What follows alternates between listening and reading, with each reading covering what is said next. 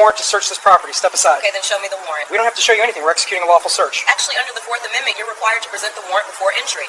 Lady, you're interfering with a police investigation. That's a crime. And conducting a warrantless search is a constitutional violation. That's a law.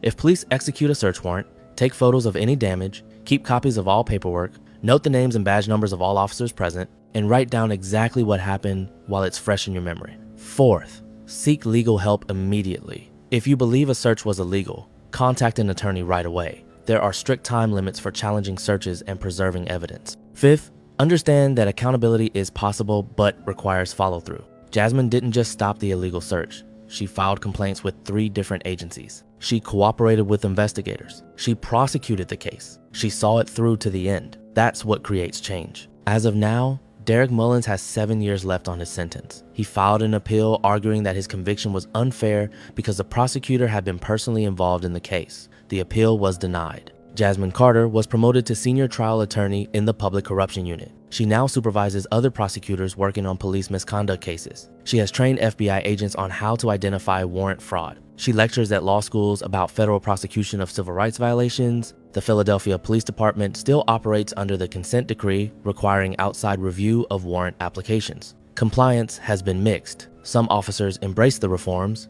others resist them. The audits have found continued problems, though not as severe as during the Derek Mullins era. None of these changes would have happened if Jasmine had stepped aside that Saturday morning. None of them would have happened if she had let the illegal search proceed and filed a complaint later. None of them would have happened if she hadn't known her rights and had the power to enforce them. One prosecutor, one illegal warrant, 23 minutes at her front door, and an entire police unit was dismantled. That's the power of knowledge combined with institutional authority. That's what accountability looks like when someone with the ability to enforce it refuses to look away. That's what happens when corrupt officers finally encounter someone they can't intimidate. Final question for you. What's one thing you learned from this story that you didn't know before? Drop your answer in the comments, and don't forget to subscribe for more stories like this. This story matters because it reveals how police corruption thrives. Not through dramatic Hollywood-style crime, but through routine corner cutting and assumptions that nobody will push back. Through warrant applications that exaggerate facts because judges are too busy to scrutinize them carefully.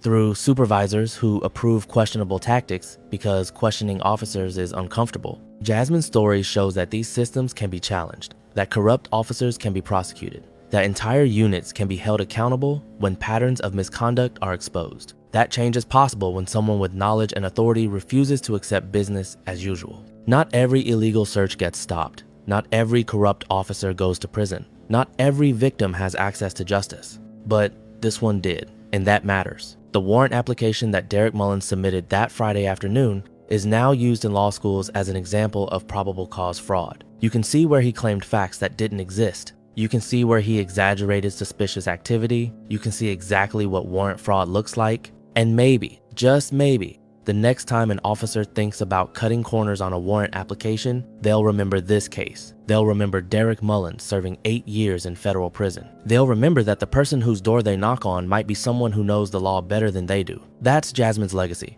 Not just prosecuting one corrupt cop, but showing that the system can work when people with power use it properly. That accountability is real when someone enforces it. That rights matter when someone defends them. This is a story of how an assistant United States attorney turned an attempted illegal search into federal prison sentences for multiple officers and systemic reform for an entire police department. But more than that, it's a story about courage, knowledge, and the ongoing fight against corruption in law enforcement. Thanks for watching this story all the way through. If you found this eye-opening, make sure you're subscribed because I cover more stories like this that need to be told. Drop a comment letting me know what you think should happen in cases like these. See you in the next one.